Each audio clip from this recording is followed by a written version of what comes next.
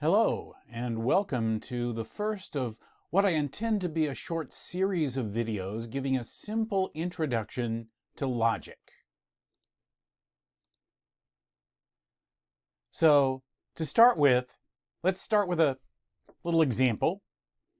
Imagine that your spaceship has crash landed on the planet Klesnak, and it will be many days before a rescue mission can arrive.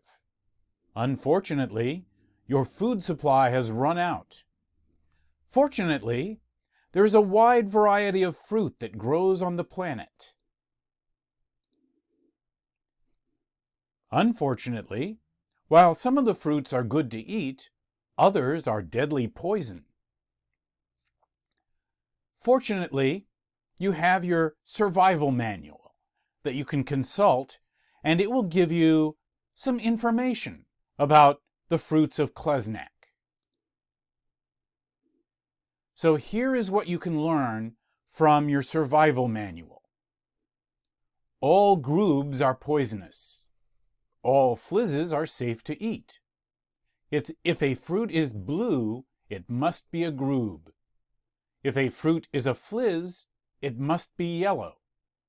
If a fruit is round and green, it is poisonous. If a fruit is square or purple, it is safe to eat. Now, based on this information, look at the different kinds of fruit that you managed to find and label each of them.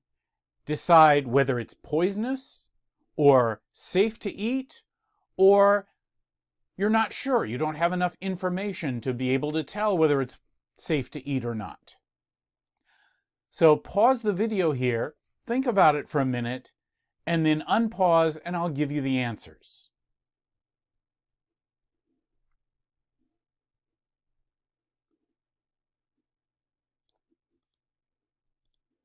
Okay, let's look at these. What about these blue ones here? These are poisonous. Remember, all grubes are poisonous, and if a fruit is blue, it must be a grube. So these blue things here, they are grubes, and they are poisonous. I hope you didn't eat any of those, because if so, you'd be dead by now. Okay, what about these? These round purple things? Well, if a fruit is square or purple, it is safe to eat. Well, these are purple, and they don't have to be both. They just have to be either square or purple, so that's enough that we know that they are safe to eat. So good, we're not going to starve. Now, what about these green things? Well, turns out there's not enough information to know for sure. If a fruit is round and green, it's poisonous. Well, these are green, but they're not really round, so they don't count as being round and green. And none of the other information that we have says anything about this kind of fruit, so we're just not sure. And then, what about these yellow triangle-looking things? Well, this is where a lot of people get into trouble. A lot of people say, oh, that must be a fliz, let's eat it. But wait. All flizzes are safe to eat.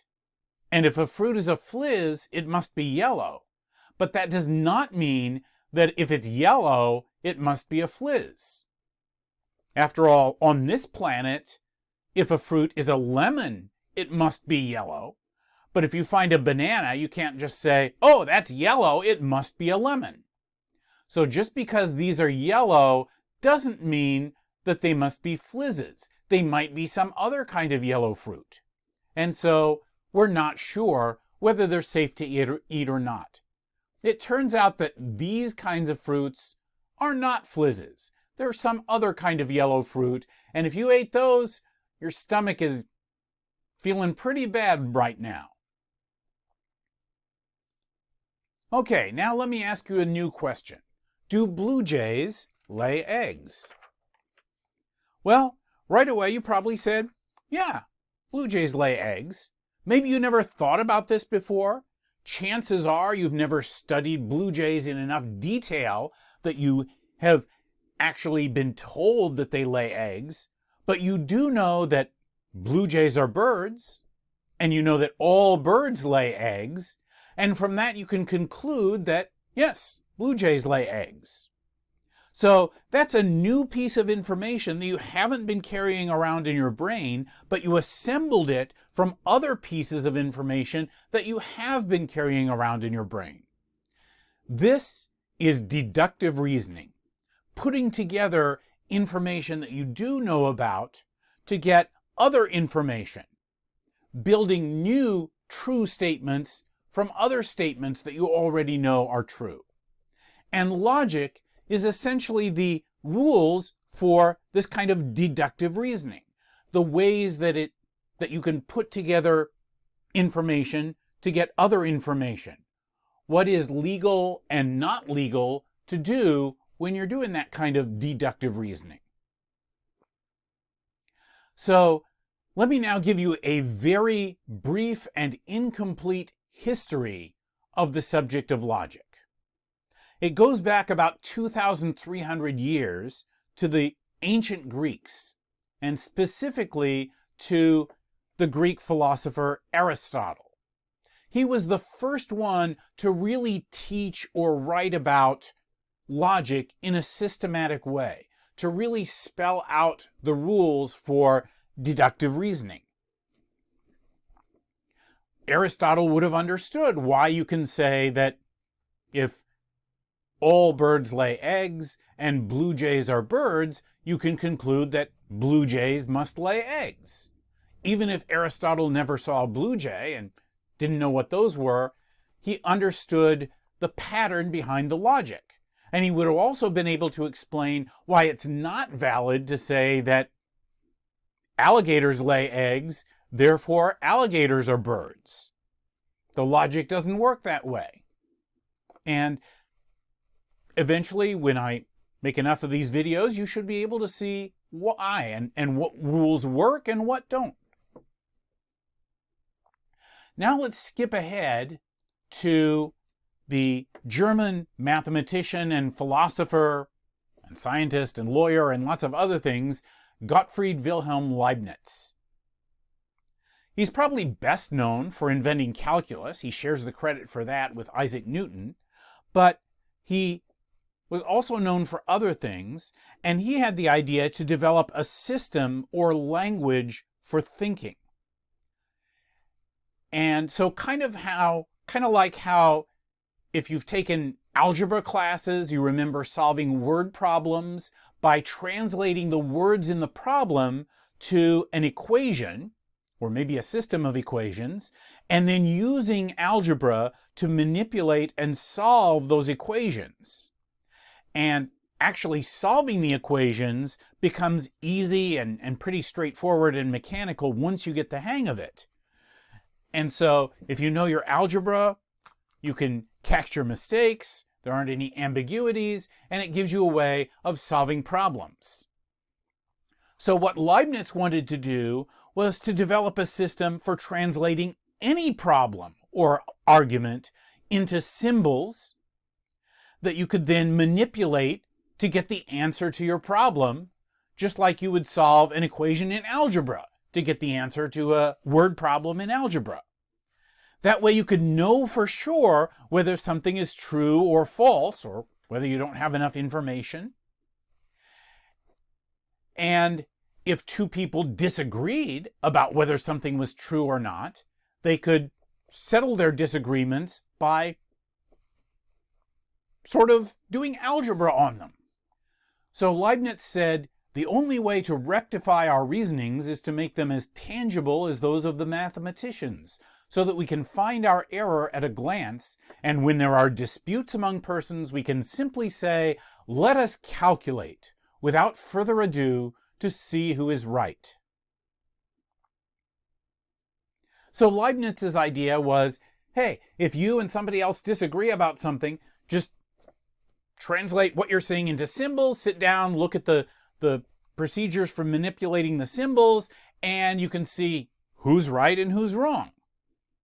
Now, of course, that idea was way too ambitious to be realized in full, but it did lead to some important math and some important logic. So it does sometimes happen that if you and somebody else carefully spell out the logic behind why you believe something, that you can find an error in your reasoning, or you can trace your disagreement down to different people starting from different assumptions or valuing different things.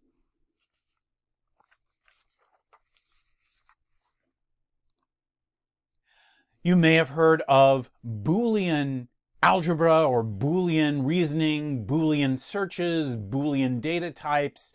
Those are all named after an Englishman named George Boole, who came up with a system of what we now call Boolean algebra.